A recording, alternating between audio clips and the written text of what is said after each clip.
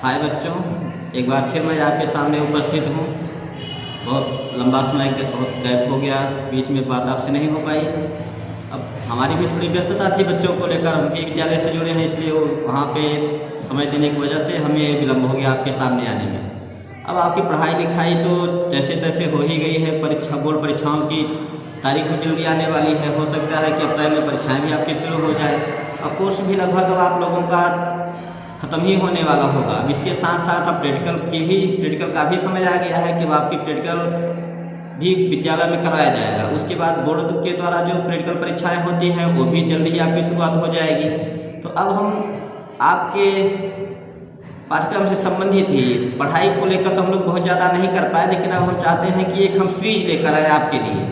एक प्रैक्टिकल की सीरीज पूरी हम आपको देंगे यहाँ पर अपने इस चैनल पर। अपने चैनल के माध्यम से मैं आप सबको फिजिक्स के भी प्रैक्टिकल की एक सीरीज हम लोग बनाएंगे और फिर केमिस्ट्री के प्रयोग की भी एक सीरीज आपको देंगे। कम से कम 10-10 हम प्रयास करेंगे कि आपको 10-10 प्रयोग की एक पूरी सीरीज दें और आप हमारे चैनल पर आपको वीडियो देखने को मिल जाएगा कि पूरी उसमें आपको जानकारी मिलेगी कि प्रैक्टिकल का उद्देश्य क्या है, फिर उसमें कौन से आप प्रैक्टिकल उपकरण कौन कौन से होने हैं, फिर किस तरह से होगा। आप प्रैक्टिस का पूरा हम विवरण भी आपको देंगे, उनका फिगर उसको वास्तव में दिखाएंगे भी, कनेक्शन करके दिखाएंगे और हर चीज़ किस तरह से आप रीडिंग लेते हैं, किस तरह से गणना करेंगे, पूरी जानकारी हम लोग देने का प्रयास करेंगे। अगर कोई कमी रह जाएगी तो आप लोग बताने का प्रयास करिएगा कमेंट के माध्यम से कि सर ये कमी है, तो हम लोग अगली वीडियो में उस कमी को दुरुस्त करने का प्रयास करेंगे। तो आइए बच्चों, हम अब प्रयोग अपना शुरू करते हैं। आज का हमारा जो पहला प्रयोग होगा वो होगा प्रतिरोध बॉक्स और वोल्टमीटर की सहायता से लेक्लांशियस सेल का आंतरिक प्रतिरोध ज्ञात करना। बच्चों एक बार फिर से इसको ध्यान से सुन लें। प्रतिरोध बॉक्स तथा वोल्टमीटर की सहायता से लेक्लांशियस सेल का आंतरिक प्रतिरोध ज्ञात करना, ये हमारा पहला प्रयोग है।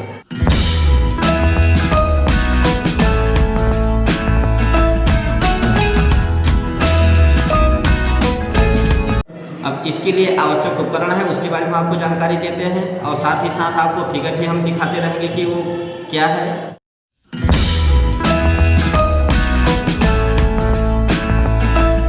चलिए बच्चों, हम सबसे पहले आपको उपकरण दिखाते हैं। इसमें जो पहला उपकरण है वो लेक्लांशियस सेल, जिसका कि हमें आंतरिक प्रतिरोध ज्ञात करना है। तो आप ये देख सकते हैं कि ये किस तरह का होता है। इसमें हमें कनेक्शन भी देना पड़ता है, बिजली का, विद्युत का हमें कनेक्शन भी देना पड़ेगा। उसके लिए एक प्लग पॉइंट इसमें दिया है, इसको हम कनेक्ट करते हैं बोर्ड से। इसको हम यहाँ से ऑन ऑफ भी कर सकते हैं। और ये आप देख सकते हैं कि यहाँ पे दो कुंजी हैं, इसमें आपको तार को कनेक्ट करना होता है। एक प्लस लाल वाला प्लस है और जो काला है वो माइनस है। और ये आप देख सकते हैं इसमें इसके क्षमता भी लिखी है 1.5 वोल्ट।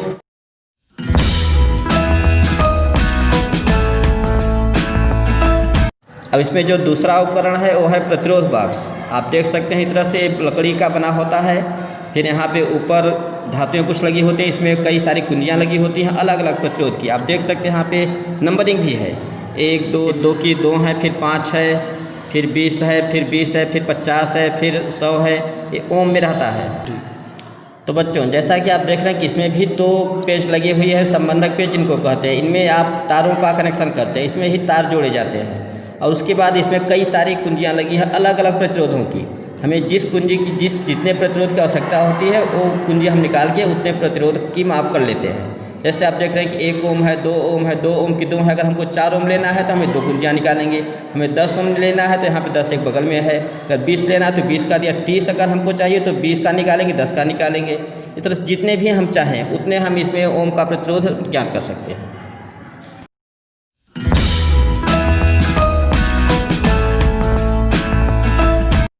इसके बाद अगला उपकरण है वोल्टमीटर।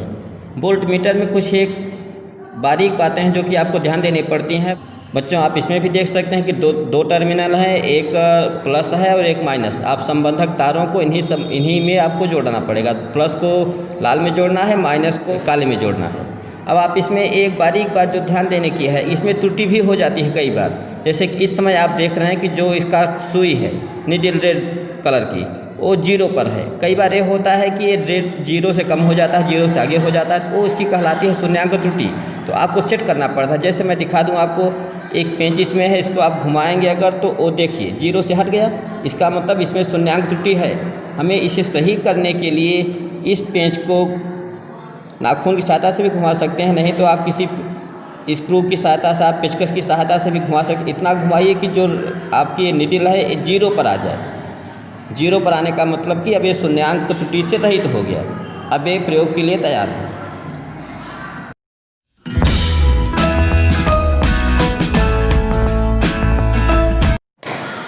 इसके बाद एक उपकरण और है, एक कुंजी है, वन वे कुंजी इसको कहते हैं। इसमें एक कुंजी जब भी इसको आप परिपथ में लगाते हैं, इसमें भी 2 टर्मिनल लगे हैं। आप इनमें भी वायर को जोड़ते हैं, बीच में कहीं भी इसको हम कनेक्ट कर देते हैं। इस समय अगर सप्लाई बंद करनी तो इसको निकाल लेंगे, और सप्लाई देनी है तो इस की को हम इसमें लगा देते हैं।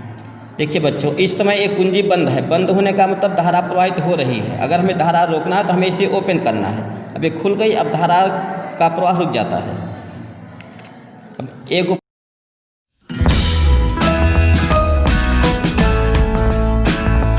उपकरण इसमें और है, ए भी आपकी दाब कुंजी है। आप देख सकते हैं इसकी बनावट। इसमें भी 2 टर्मिनल है, एक यहाँ टर्मिनल है, एक यहाँ टर्मिनल है। इससे भी बीच में आप परिपथ में लगाते हैं, और इसे दाब कुंजी कहते हैं, क्योंकि यहाँ पर जब आप इसे दबाएंगे, जब ये इसको टच करेगा तब ये धारा इसमें प्रवाहित होगी। ये देखिए, स्वतः ही दबाने पर ही काम करता है, इसीलिए इसको दाब कुंजी कहते हैं।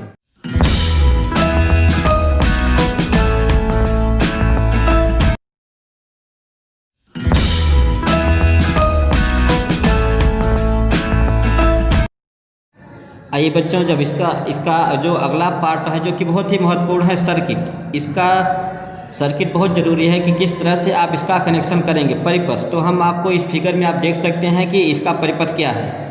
इसी परिपथ के आधार पर ही हम सारे उपकरणों को, जो हमारे उपकरण थे, उनको हम जोड़ते हैं। जैसे आप फिगर में देख रहे हैं सर्किट में कि ये यहाँ पे सेल हो गया, आपका ये लेक्लांसे सेल हो गया, ये वोल्ट मीटर कनेक्ट है, यहाँ पे एक कुंजी है, ये आपकी वन वे कुंजी है, फिर यहाँ पे प्रतिरोध बॉक्स है, और ये आपकी दाब कुंजी है। अब इनका कनेक्शन आइए हम इसी के साथ उसमें भी देखते हैं किस तरह से जोड़ा गया है।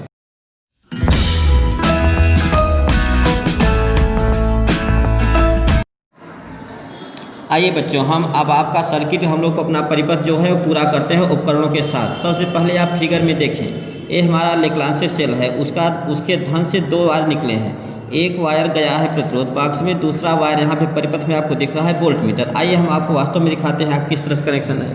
तो आप देखें, यहाँ लेक्लांसे सेल का ए प्लस है, इसका प्लस का एक वायर आप निकालेंगे, सीधे ले आएंगे वोल्ट मीटर के प्लस में कनेक्ट कर देंगे।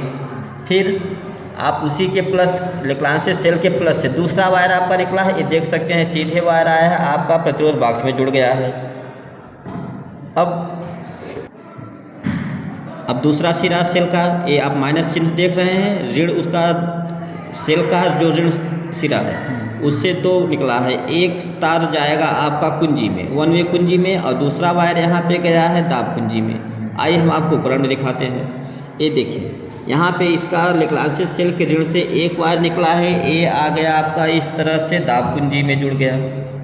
फिर उसी के ऋण से ही, लेक्लांसे सेल के ऋण से ही दूसरा वायर आपका आ गया वन वे कुंजी में। वन वे कुंजी में आपका ये कनेक्ट हो गया है। अब 2 कनेक्शन और बचा है बच्चों। पहला कनेक्शन आप देखें, दाब कुंजी का एक सिरा प्रतिरोध बॉक्स में गया है, और वन वे कुंजी का एक सिरा वोल्ट मीटर के माइनस में गया है। अब आइए हम उसमें भी, उपकरण में भी देख लेते हैं। अब ये हमारा वन वे कुंजी है, इसका एक वायर यहाँ से निकला है, एक सिरे से, एक टर्मिनल से, वो चला गया वोल्ट मीटर के माइनस में। फिर ये हमारी दाब कुंजी है, दाब कुंजी का दूसरा सिरा जो कनेक्ट हुआ है वो प्रतिरोध बॉक्स के दूसरे टर्मिनल से कनेक्ट हो गया। अब इस तरह से हमारा पूरा परिपथ कंप्लीट होता है। आप फिगर भी एक बार फिर से देख लें।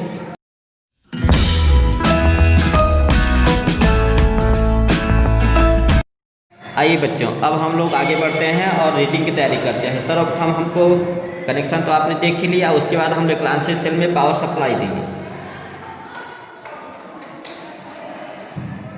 और यहाँ पे जो हमने आपको पहले ही बताया था, ये पावर के लिए है। यहाँ पे जैसे ही हम ऑन करेंगे, हमारा लेक्लांसे सेल काम करना शुरू कर दिया।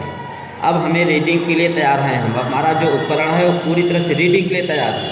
अब बच्चों हम लोग, आप यहाँ पे देखिए, हमारे पास प्रेक्षण तालिका हम बना रखे हैं, उसी में हमको लिखना है। सर्वप्रथम हम यहाँ पे क्रमांक 1 डालेंगे। क्रमांक 1 में हमारे पास प्रतिरोध बाक्स है, हम इसमें जितने भी जो भी प्रतिरोध निकालना चाहें उसमें से निकाल लेते हैं। हम लोग शुरुआत करते हैं 2 ओम के प्रतिरोध से। ये हमने 2 ओम का प्रतिरोध निकाला, आप देख सकते हैं यहाँ पे लगा था, हमने ये 2 लिखा है तो ये 2 ओम का प्रतिरोध हमने बाहर कर लिया। और ये हमारी K2 कुंजी है, एक K2 है। अब यहाँ पे आप देख सकते हैं कि हमने 2 ओम का प्रतिरोध निकाला, तो यहाँ पे आपको 2 ओम एंट्री कर देना है। अब अगला जो रीडिंग हमको लेनी है K2 खुली होने पर E, जो K2 खुली आप देख सकते हैं यहाँ पे K2 यहाँ पे अभी टच नहीं है। दाब कुंजी आपको हम बताए थे पहले कि वो भी एक उपकरण है, यहाँ आप देख सकते हैं ये ओपन है। इस समय जो वोल्ट मीटर में रीडिंग बता रही है वही रीडिंग हम लोग नोट करते हैं। इसमें आप देखें 1.5 आप देख सकते हैं, इसमें स्पष्ट दिख रहा है 1.5 वोल्ट आ रहा है। तो इसको हम अब ई में नोट करेंगे। ये हमारा हो गया 1.5 वोल्ट ई। अब इसके बाद अब दूसरी रीडिंग हमारी जो है वो K2 दबी होने पर ये V का मान होगा। K2 जो खुला था अब हम लोग उसको दबाते हैं। अब देखें ये दब गया। अब आप देखिए वोल्ट मीटर का मान अब घटा है। अब ये हमारा V होगा, उसमें आप देख सकते हैं 1 पर आ गया। ये जो हमारा रीडिंग होगी अब इसकी होगी 1.0। ये पहली रीडिंग मेरी हम लोगों की तैयार हो गई। अब हम इस फार्मूले में, अब यहाँ पे फार्मूला दिया गया, इसी फार्मूले में हम R का मान 2 है, E का मान 1.5 है, V का मान 1 है। अब इसमें हम रखेंगे और कैलकुलेट करके यहाँ वैल्यू उसकी निकाल सकते हैं। आइए बच्चों अब हम लोग 3 ओम का निकालते हैं। 1 2 ये टोटल 3 ओम हो गया। अब दूसरा जो हमारी रीडिंग है वो 3 ओम की है। अब फिर से हम वोल्ट मीटर में पढ़ेंगे। आप देख सकते हैं वोल्ट मीटर में बता रहा है जो हमारा E है वो 1.5 ही है।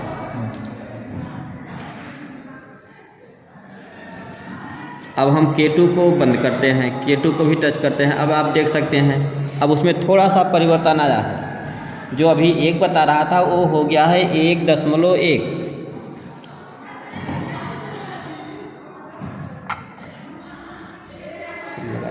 आइए बच्चों हम लोग अगली रीडिंग भी ले लेते हैं, उसके बाद हम लोग कैलकुलेशन करके वहाँ वैल्यू निकालेंगे उसकी। अब हम लोग 4 ओम का निकालते हैं। 2 2 ये 4 ओम हो गया। अब हम इसकी रीडिंग फिर से नोट करेंगे। तीसरी रीडिंग हमारी है 4 ओम के लिए E का मान 1.5।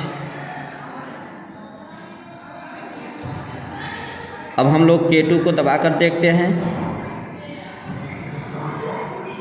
अब देखें अब K2 को हम लोगों ने दबा दिया। अब उसकी आप रीडिंग देखें 1.2।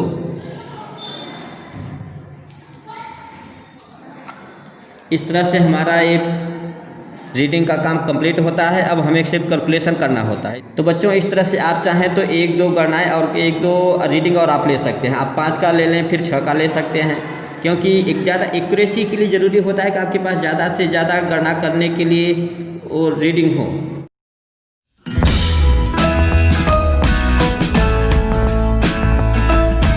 बच्चों हम लोग रीडिंग निकाल चुके हैं। अब हमको करना है कैलकुलेशन। तो कैलकुलेशन करने के बाद स्मॉल r का पहला जो वैल्यू आ रही है 1.0, फिर दूसरी वैल्यू रखने के बाद जो मान मिल रहा है 1.09। आप लोग भी कैलकुलेशन कर लीजिएगा। फिर तीसरी जो वैल्यू हमारी आ रही है 1.0। अब मध्यमान जैसा कि आप जानते हैं कि हमें एवरेज निकालना है इसका, इन तीनों को प्लस करेंगे और डिवाइड बाई 3। तो आप देख सकते हैं R इक्वल टू हम कर सकते हैं R1 plus R2 plus R3 by 3 equal to 1.0 plus 1.09 plus 1.0 by 3 equal to 3.09 divide by 3 equal to 1.03 ohm. ये हमारा रिजल्ट आ गया। बच्चों अब इस तरह से हमारा प्रैक्टिकल समाप्त होता है। इसमें इस लेक्लांसियस सेल का आंतरिक प्रतिरोध हमको 1.03 ओम प्राप्त हुआ। फिर अगली हेडिंग आपको डालना होता है परिणाम। इसमें आपको यही लिखना है कि लेक्लांसियस गणना के पश्चात लेक्लांसियस सेल का आंतरिक प्रतिरोध 1.03 ओम प्राप्त होता है। तो बच्चों इस तरह से हमारा पहला प्रयोग समाप्त होता है और हम लोग बहुत जल्दी हम लोग फिर एक नए प्रयोग के साथ पुनः आपसे हम मिलेंगे। और अगर इसमें आपको कोई भी समस्या है तो आप कमेंट के माध्यम से पूछ सकते हैं, उसका हम उचित जवाब आपको दिया जाएगा, क्योंकि समस्याओं का समाधान उसमें मिलेगा आपको। धन्यवाद।